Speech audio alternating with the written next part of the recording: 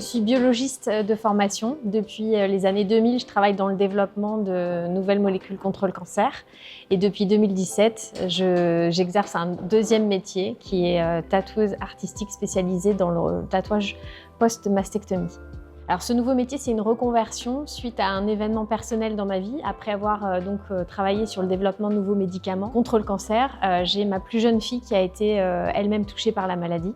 Et quand elle a été en rémission, il m'a paru un peu important de m'investir différemment dans la prise en charge des patients ayant eu un cancer. Et donc j'ai découvert ce métier aux États-Unis en la personne d'un tatoueur qui s'appelle Vinnie Myers et qui faisait ce type de tatouage. Et donc ça m'a pris un peu comme une folie de changer de vie et de changer de côté de la barrière. Et donc après un peu plus de 2 ans de formation, parce que c'est pas un métier qu'on improvise.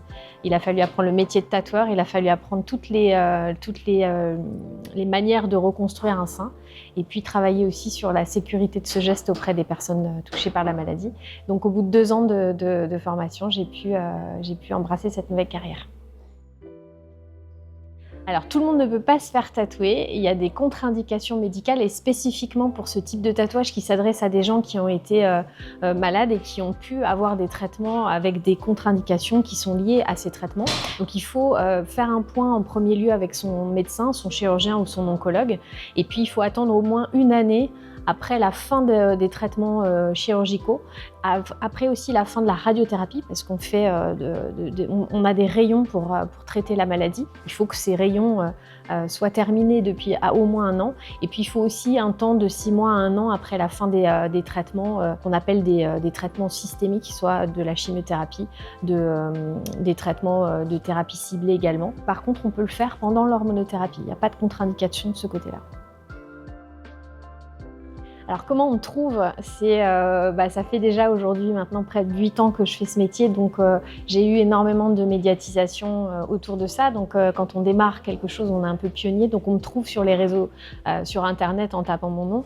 Et puis je me bats aussi contre la censure sur les réseaux sociaux, donc des fois je suis là, des fois je suis plus là en fonction des réseaux sociaux. Donc les personnes viennent à moi soit parce qu'elles ont trouvé mon nom sur les réseaux, soit parce qu'elles ont aussi eu le conseil de leur médecin ou de leur chirurgiens qui connaissent mon travail depuis des années, qui voient aussi ce travail évoluer à travers le temps, parce qu'on fait bien la différence entre ce type de tatouage que je pratique et que j'ai développé, qui est issu du tatouage traditionnel, et un type de tatouage qui est proposé à l'hôpital ou qui est proposé en cabinet d'esthétique. On fait des tatouages du mamelon dans ces 2 dernières conditions, mais avec des pigments qui ne durent pas longtemps. Et moi, à l'inverse, j'utilise des encres de tatouage qui vont avoir une durée de vie beaucoup plus importante. Donc c'est aussi pour ça que le corps médical est aujourd'hui plus intéressé de pousser les patientes vers ce type de geste, parce que c'est un geste qui va durer entre 5 et 8 ans, au lieu d'1 an à 2 ans pour un tatouage qui est fait à l'hôpital ou qui est fait en cabinet d'esthétique.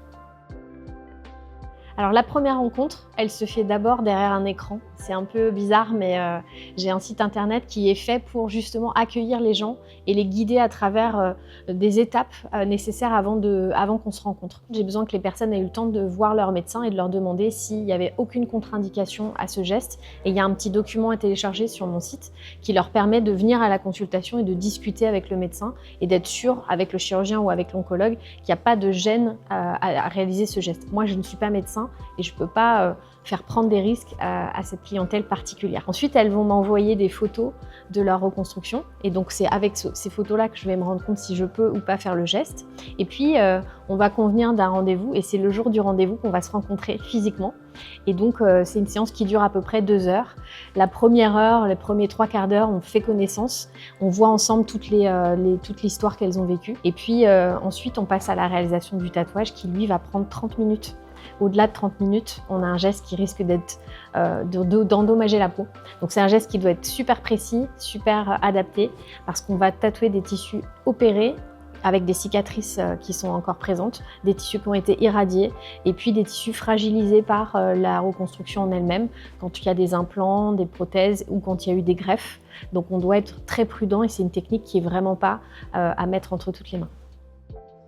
Alors à la fin de la séance, c'est un peu la récompense, c'est la cerise sur le gâteau d'aller devant le miroir parce qu'il y a comme une renaissance après des périodes très difficiles qui peuvent être très longues Entre le diagnostic du cancer et cette dernière étape, il peut se passer plusieurs années. Et donc, c'est vraiment un moment très émouvant.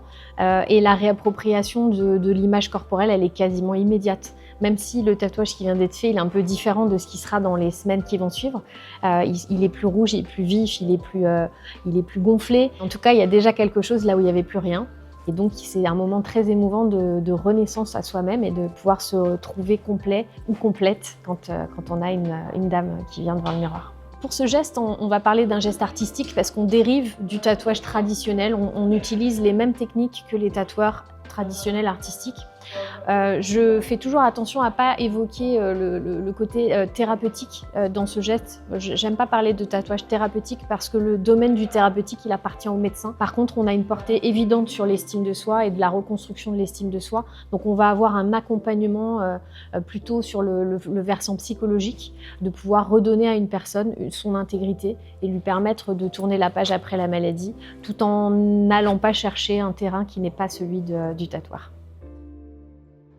Toutes mes rencontres à travers cette aventure de The Téton Tattoo Shop m'ont toutes plus ou moins marquée, mais il y a quand même des personnes qui sont autour de moi dans cette exposition qui sont très marquantes parce qu'elles sont venues à moi à plusieurs reprises, parce qu'on a vraiment cheminé ensemble.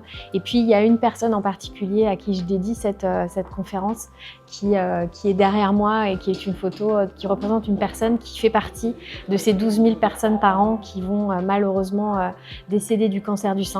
Donc mon dernier petit message, ce sera un message de prévention, de rappeler qu'il y a des techniques de prévention qui sont à la fois l'autopalpation et le dépistage national. Donc il faut que toutes les femmes participent à ce dépistage parce que 60 000 cas de cancer du sein par an, il y a quand même encore 12 000 décès aujourd'hui.